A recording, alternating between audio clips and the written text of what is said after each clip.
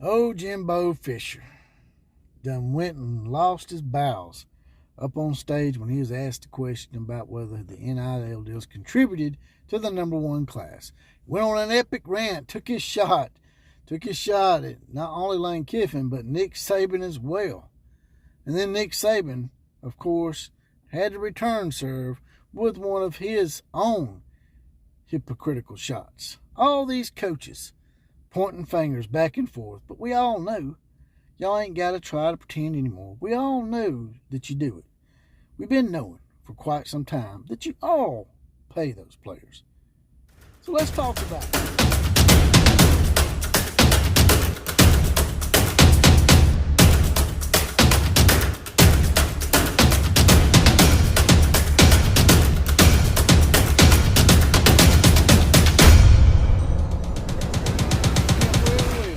Today, boys and girls in sporting land. I'm JPC. I'm the OCF. That's the outlaw of college football. And you guys and gals are, as The Rock likes to say, without a shadow of a doubt, the home of the common Joe and common Sally in the know, even more so than all those media talking heads. I love that last part. But coming from my car again once again today. I hate doing car videos. I promise I'm going to try to make this one of my last, but I can't guarantee that because I'm in a process of getting moved back from Texas. But Jimbo Fisher today was asked a question about whether or not the NIL deals had something to do with his number one recruiting class, and the fact that not only has Texas A&M never been a number one recruiting class, but it's the all-time recruiting class of all time as far as numbers go, since they've been keeping up with that kind of stuff. And the mere fact they are coming off like an 8-4 season even makes it look a little more fishy to some people out there. Basically, Jimbo called out Nick Saban and Lane Kiffin, even said it was a clown act. I think he was referring more to Lane Kiffin on that one. But he made reference to Nick Saban and Alabama paying their quarterback $800,000 or something like that. I think that was the number he threw out there. If you really want to know the truth, Jimbo, it's probably more than that. It's probably $1 million and maybe $1.5 million. I don't know. Irregardless, it doesn't matter, Jimbo. And then Nick Saban was also asked about it, about the whole Jimbo comment, and basically Saban said something that I don't agree with, and that is that we have been recruiting our players for quite some time without paying them, without these NIL deals that just came up. We've never paid players. This is the part that aggravates me about Nick. Now, Jimbo had no right really saying what he said about Nick Saban and Lane Kiffin. He had no business doing that, being all defensive and shit, because we all know that they got that number one recruiting class because of the NIL deals and the Texas A&M booster money. If he says that's not true, he's being he's being transparent as hell as far as being a fake, Jimbo. Same thing with Saban. Now, granted, like I said, Jimbo didn't have a right saying what he said about Saban, but Saban comes back with, we've never paid our players, we've never had to, that's not what we do. Nick, like I said, man, I appreciate everything you've done for my university. I appreciate what you've done and how you've handled yourself in some situations, but there's some situations that I don't really appreciate.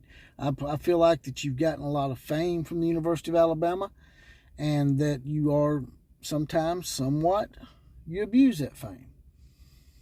And what I mean by that is the fact that you actually think that you can go around telling us things and we just follow you blindly. Now, granted, you're probably right.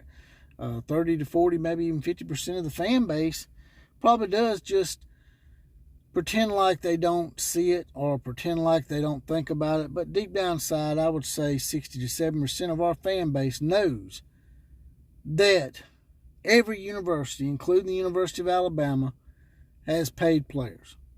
It's been going on probably since football was important enough to matter. Probably starting as early as the 1930s and 40s. Players have been paid for almost 90 years, I would say. So for you to say that Alabama's never paid their players, you're making yourself look, for lack of a better term, just stupid. And that's just a dumbass thing to say, man, because we all know it goes on. It all goes on. The NIL, all the NIL has done is make it more legal. Sure, there's some little caveats here and there, little rules that you have to go by, wink, wink. But we all know deep down inside that if they want to get that money to those players, they're going to, Nick. And you're at a university, and you're in the South, where football is up on a high pedestal. So they're going to pay the prime dollars. That's the only reason the Pac-12 and maybe even the Big 12, half of the Big 12 to some degree outside of Oklahoma. That's why a lot of these teams don't succeed, because they're not paying the right players. But they're all paying players. They're all funneling money at some point to these players. No, Nick, we know that you're not paying them. It's not coming directly out of Nick Saban's pocket. We all know that, Nick. But don't be facetious, man. And don't be don't be doing the wink wink thing, because we know, man. We know. You don't have to pretend anymore. We already know, man. You act like we don't know these things. You act like we're all stupid and that you can just talk to us like you do with those politicians. And I hate to keep on going on a rant about this, but I'm just sick and tired of all these damn coaches out there acting like they don't pay these players, man. Like, oh, I'm just a great recruiter. Come on now. We all know what's going on. It's just like the Wizard of Oz. The curtain's been pulled back. We know it's a little short man in there, not some godlike figure. Santa Claus don't exist. Tooth Fairy don't put money under your pillow for a tooth. We know, Dick. So give up the ghost and quit trying to pretend, man. Quit trying to pretend. This ain't like you got an imaginary friend you're talking to that you can fool up. We know, man. So let it go. Jimbo, let it go, man. Y'all paid those players. You know you did. You paid those players to come play for Texas A&M. Everybody's doing it, so shut the hell up about it and move on, man. Yeah, you beat Nick Saban finally, and that probably give you a little bit of an ego boost, but you still went 8-4, man. And you ain't been able to capitalize on that stuff. And we'll see how you capitalize on this #1 recruiting class. And with that, I'm going to get off of here. Like, share, comment, and subscribe to this channel. And as always, KMCA to all the other teams.